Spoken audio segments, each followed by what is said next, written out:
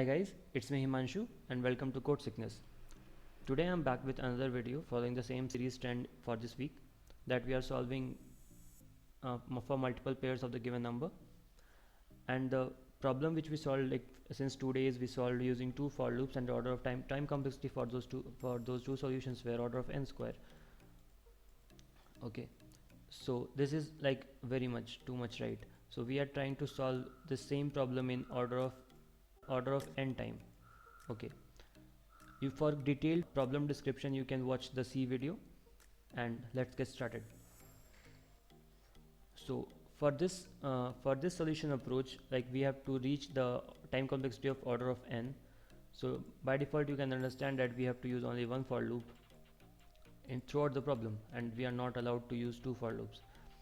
In previous solution we did approach that we have to iterate two loops from one to consecutive 130. We are taking the number as n is equal to 130. Okay, so you can take any number, and as you can understand that we were iterating from 1 till 130 for one consecutive loop, and 2 value 2 till 1 to 130, and we were finding the possible multiples of 130, that is 1 comma 130 or 2 comma 65 and so on. But here we were using two for loops for iterating, and we are here allowed only to use one for loop. How we can do that? The solution approach for this can be, like, it is a efficient solution. Like, one of my friend commented on the previous video, and I later discussed with him and solved the problem. The problem solution for this can be, like, as we are allowed to use only one for loop, so we have to iterate the loop from 1 till the number n, right? Because we have to compute the value. And later what we can do is we can write an if statement, and that if statement we can check for remainder, like given number x, remainder divided by some different number, name it as like the loop number, that is I, is equal to 0. This is the remainder.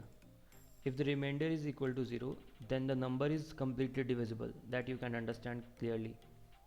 But if the remainder is not 0, then the number is not divisible, so we will discard it. So for doing this, what we can do is we can write a remainder equation like n% I is equal to 0. If the remainder is 0, then the number is completely divisible. Like, for example, n is constant throughout the program, that is 130, and I is variable, like if each for loop is iterating and I is changing. If the number I is divisible, is able to divide the number n, then it is divisible, so we will print that value. Okay, but what if the number is 2? Like, for 2 also it is divisible, but we can't print I now, right? So we have to make a new variable, that is like a quotient, that can be this number divided by this number. Okay, hope you are getting it. Like, for example, what I'm trying to tell is 130 divided by 2 is 65, 130 and 0 0, right? This is the basic structure we used to divide. And here I want 65 as one output and 2 as another output.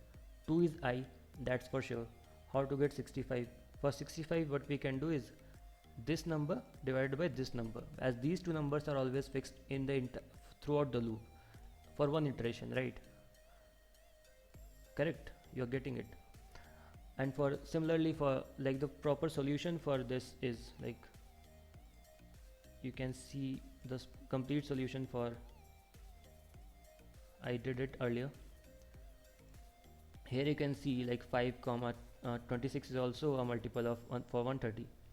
So for 5 we can divide by 5 by 130, we are getting 26.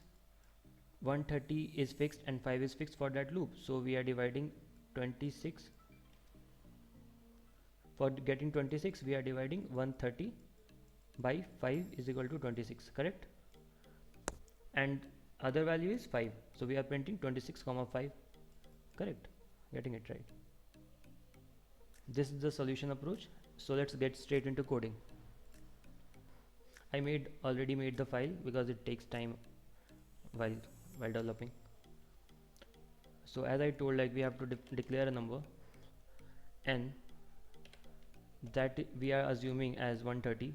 Like you can assume anything, or you can take a scanf statement or cin statement in C++, and we are iterating a for loop from 1 till 130, the number n. Okay, int I is equal to 1, and I should go till n, and it should always increment by 1. So we are checking all the possible values, so it should always increment by 1.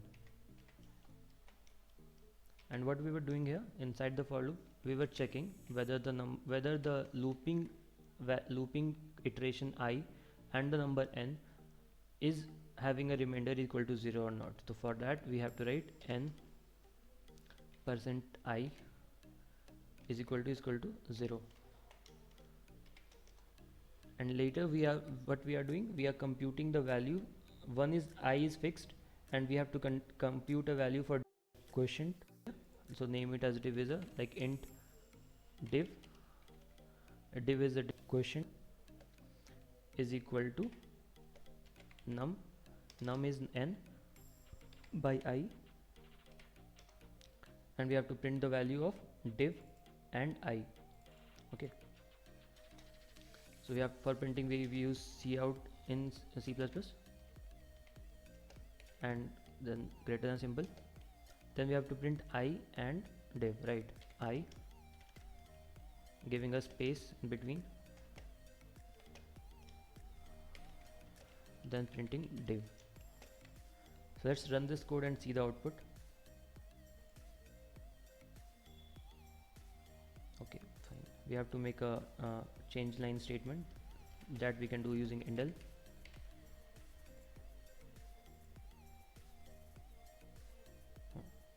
We are getting the solution correctly. You can see here. Complete solution is coming. You can match also. Like solution is coming correctly. Analysis for this problem is like with this for loop we are using order of n time, and for this if statement is always takes first case in order of 1 time.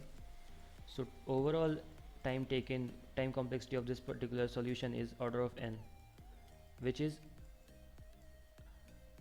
far lesser than order of n square, right? So we increase the efficiency of this code by using this proper looping constraint. That's it for today, guys. And just a general talk that from now on in for later videos we will do the analysis part of the problems, and we will try to improve the problems as much as possible. Improve the problem means decreasing the time complexity. If possible, we will try to decrease it till order of 1, or that's the minimum possible time complexity. So that's it for today, guys. Thank you. Subs if you liked it, share if you loved it. Thank you. Thanks a lot.